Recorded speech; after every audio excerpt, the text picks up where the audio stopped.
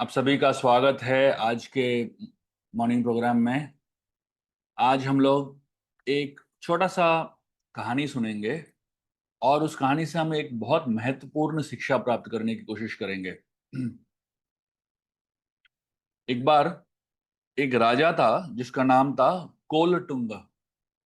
ये चोला डायनेस्टी का राजा था।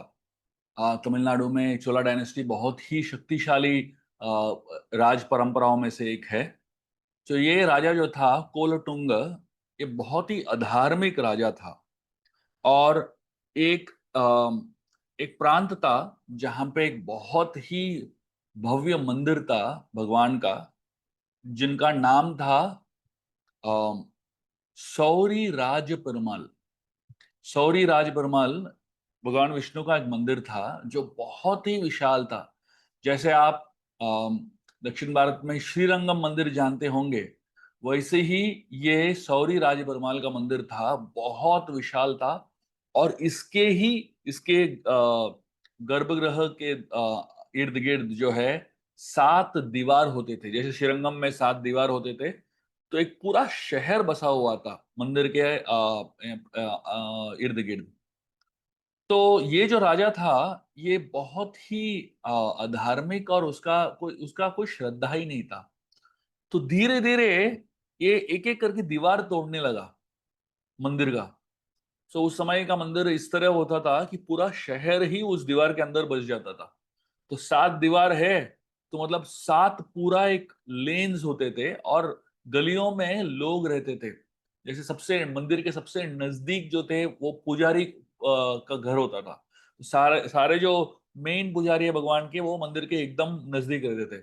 उसके नेक्स्ट दीवार के पार जो है कुछ और भक्त रहते थे जो मंदिर की सेवा करते थे। इस तरीके से जितना नजदीक सेवा है भगवान का, उतना नजदीक आपका घर था। तो एक एक दीवार जब तोड़ने लगा राजा, तो उस मंदिर के जो एक पुजारी थे, वो उनको बहुत ही गुस्सा आ गया। उनको लगा ये क्या चल रहा है, ये भगवान जो है अपनी खुद की रक्षा ही नहीं कर रहे, और ये अवैष्णव राजा जो है, अधार्मिक राजा जो है, ये कुछ भी कर रहा है। तो ये जो भक्त थे, इनको बहुत ही गुस्सा आ गया। और एक दिन उनको इतना गुस्सा आया, उनके हाथ में करताल होता था, तो वो रोज जो है भगवान के लिए, भगवान की प्रसन्नता के लिए भजन गाते थे। ये उनका सेवा था, नित्य सेवा था।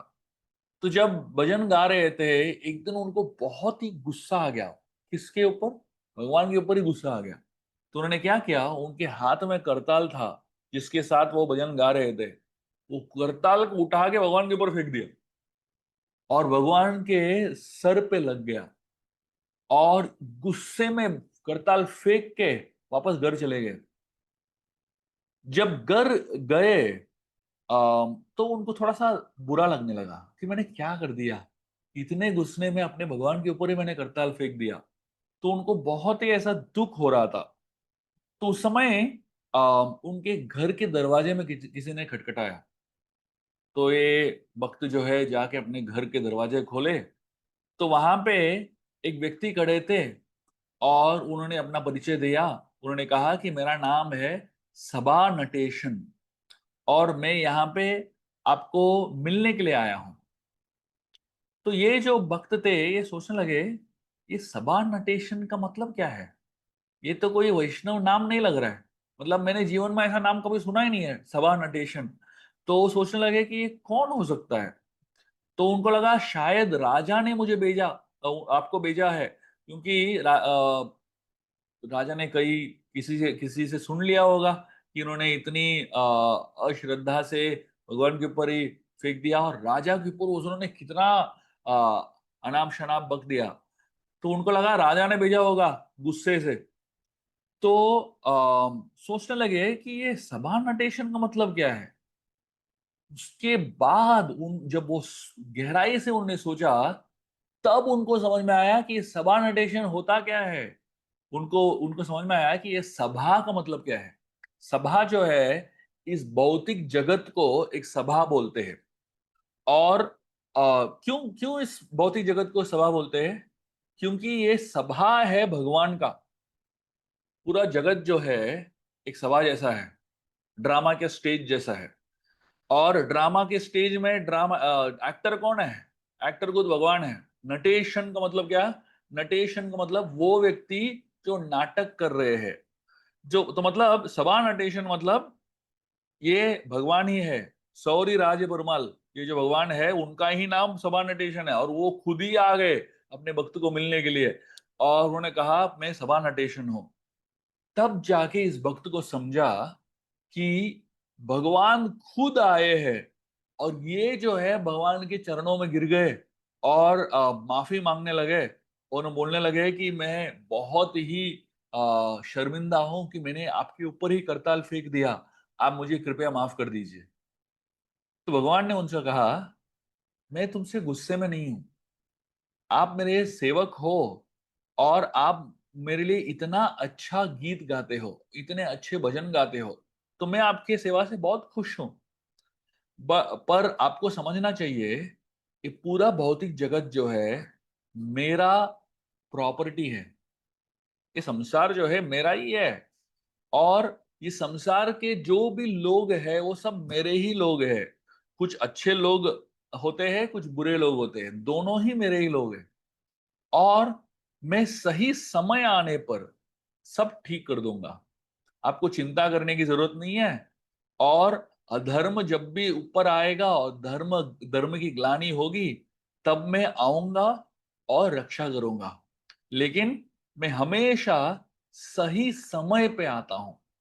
और उन्होंने ये प्रण दिया इस पुजारी को, ये भक्त को, कि आज से मेरा जो चक्र है, सुदर्शन चक्र जो मेरे हाथ में है, आज से इस चक्र का नाम होगा प्रयोजन चक्र। प्रयोजन चक्र का मतलब क्या होता है? आप कई भगवान के मंदिरों में जाके देखेंगे, तो भगवान जो है चक्र को ऐसे पकड़ते हैं। तो चक्र जो है ऐसा होता है, तो उसका गोल आकार होता है।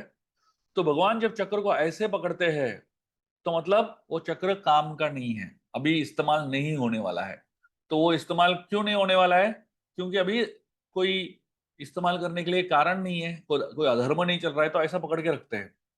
लेकिन जैसे ही भगवान को लगता है ये चक्र का इस्तेमाल करने का टाइम आ गया है, तो चक्र को ऐसा कर देते हैं, और वो चक्र इस तरीके से घूमने लगता है। तो पहले ऐसा गोल रहता है, और उसके बाद ये ऊपर से घूमने लगता है।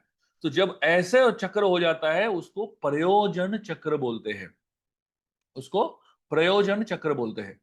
तो जब प्रयोजन चक्र भगवान लेते हैं, तो उस समय जो है पूरा जो संसार है, मतलब आपको समझ में आना चाहिए कि अभी भगवान तैयार हो गए विनाश के लिए, और अभी सारे अधार्मिक शक्तियों का विनाश होने वाला है। तो उस दिन से इस मंदिर में, शौर्य राजे पेरुमाल के मंदिर में, भगवान का जो चक्र है वो हमेशा प्रयोजन चक्र होता है, तैयार रहता है विनाश के लिए।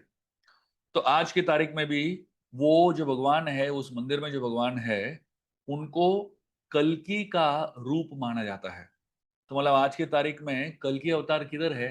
कल्कि अवतार जो है अभी पाताल लोक में आदिशेष के ऊपर लेटे हुए है, और सारे आयुध, सारे वेपन्स, गदा, पद्म, चक्र, और उनका जो शारंग बो है, सब तैयार है, तैयारी के साथ लेटे हुए हैं आदिशेष में। अब सोचिए, कोई तलवार लेके लेटता है क्या? कोई तलवार लेके सोता है क्या? लेकिन ये जो कल्कि भगवान है, सारे वेपन्स लेके सो रहे। क्यों? क्योंकि उनको मालूम है कभी भी उनको जाना पड़ सकता है, और कभी भी उनको अधर्म को विनाश करने के लिए जाना पड़ सकता है। तो हमको समझना चाहिए कि भगवान जो है हमेशा तैयार होते हैं अधर्म को विनाश करने के लिए। तो इसलिए भगवान का एक नाम है संवत्सरः। वत्सरः मतलब जो रहता है, संवत्सरः मतलब जो शांति से, बहुत ही अच्छी तरीके से रहता है। भगवान जो है आज की तारीख में पाताल लोक में बहुत ही शांति से रह रहे हैं। लेकिन ये मत सोचिए कि हमेशा वो शांति से ही रहेंगे। वो कभी भी आ सकते हैं, और कभी भी उठ सकते हैं, और कभी भी हम जो अधार्मिक शक्तियों का विनाश कर सकते हैं। जब हम आजू बाजू में देखते हैं कि इतना अधर्म हो रहा है, इतना गलत हो रहा है, तो कभी कभी भक्तों के मन में भी आता है ये विचार कि क्या है ये, भगवान कभी आते ही नहीं है क्या? अधर्म छोड़ रहे हैं, चलने दे रहे हैं, तो इस अधर्म का विनाश करने के लिए कब आएंगे? आप समझिए, भगवान आएंगे, लेकिन वो सभा नटेशन है। वो पूरा दुनिया को देख रहे हैं, पूरा दुनिया जो है उनके लिए एक सभा है, एक नाटक है।